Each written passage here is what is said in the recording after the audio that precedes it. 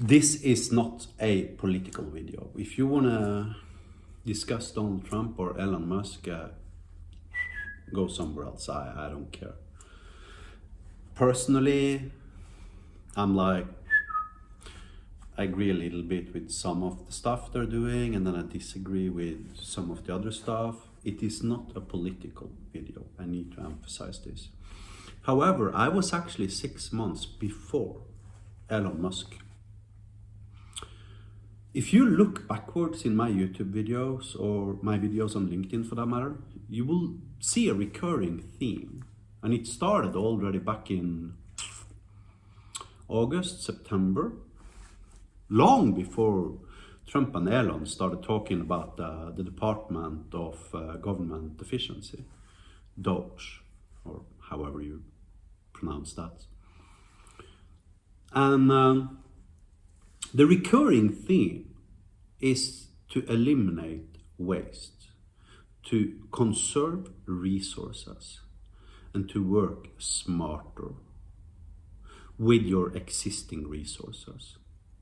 Now, just to illustrate what I mean by that, let me show you a little example.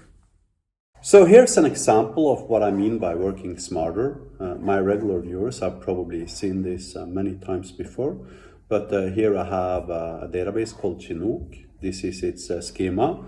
As you can see, it contains albums, genre, invoice, artists, stuff like that, and it's got data. If I now select all from album limit 10 and I execute this as well, you will see that the database has data.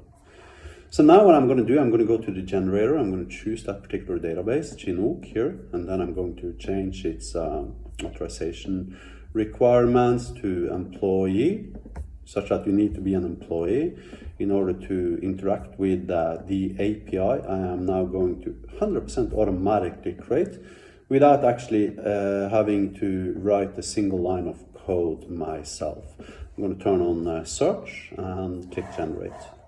And now what the system does, it automatically generates CRUD, HTTP, Web API endpoints for me with this particular authorization. And as you can see, the system produced 10,262 lines of code for me automatically.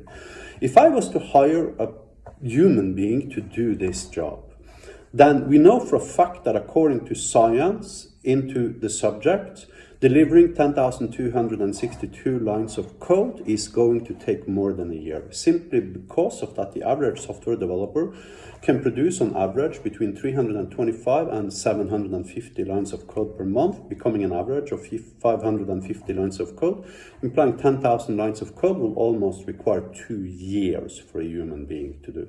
And I did it in 1 second here.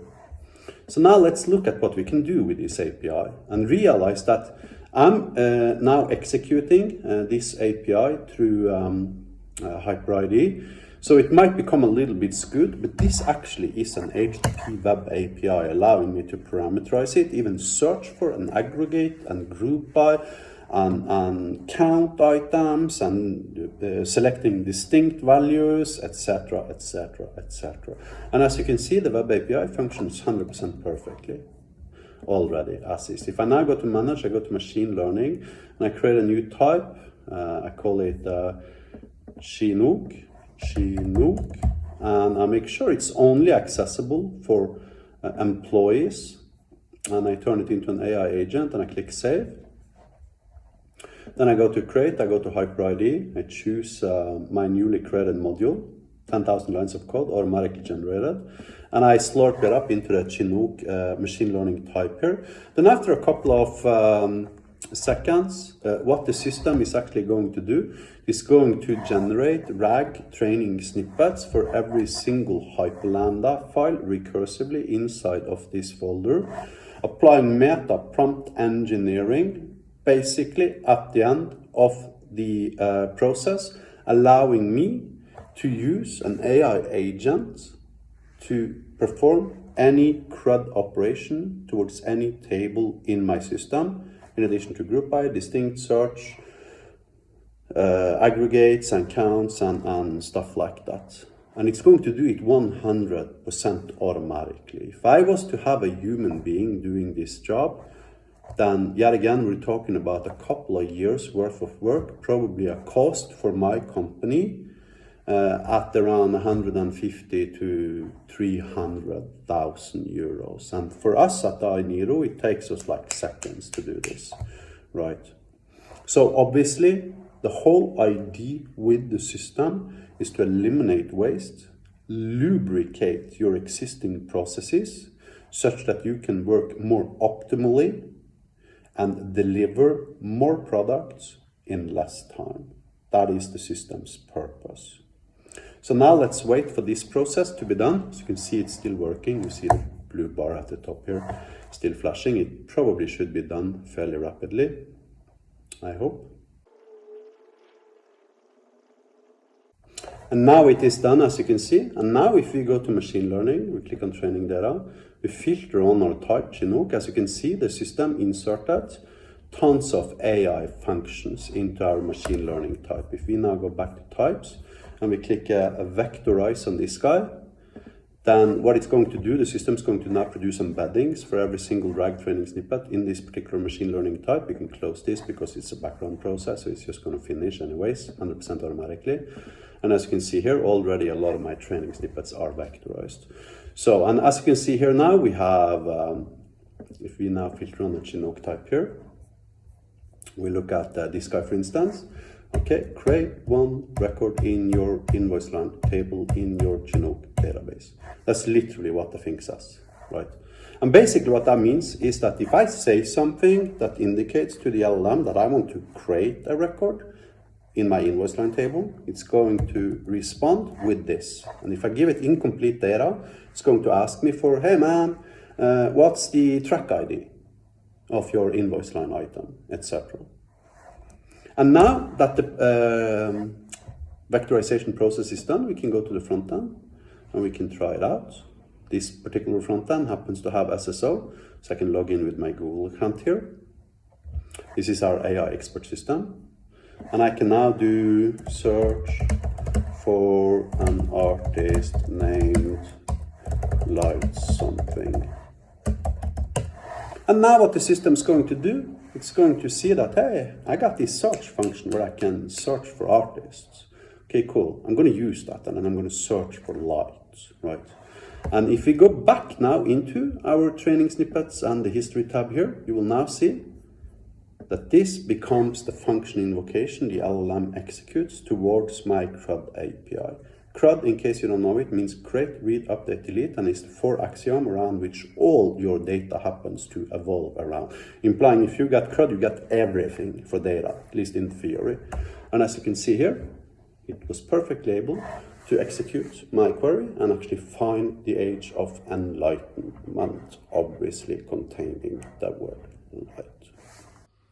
Absolutely everything I do is about resource waste management and reduction. Now, I'm originally from Norway. I know what a rigid, monstrous bureaucracy can do and the amount of harm it can produce. However, I just checked up before I started this video. In the US, the average price for an ICU intensive care hospitalization is between $4,000 and $10,000 a day. That means if you can save $4 million, you can put an additional 1,000 people into intensive care. If you can save $4 billion, you can put an additional 1 million people into intensive care every single year. You see, economy isn't something that's isolated, right? It's connected with everything. Why? Because money is that very thing that lubricates the very fabric of our society and allows us to apply energy at whatever specific task at hand we are wanting to solve at that particular day. So once you have money, you can accomplish things you could not accomplish without money.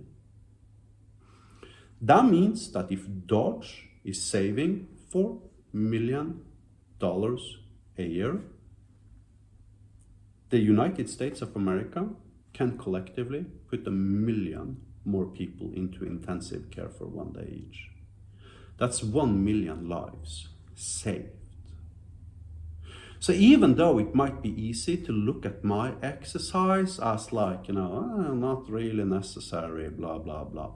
Literally, my platform, my low code and no code software development platform based upon generative AI can, at the very least in theory, possibly save your life one of these days. Simply because if your employer has more money, then he might want to consider buying health insurance for all of his employees. To which point you get to ICU next time you crash your car.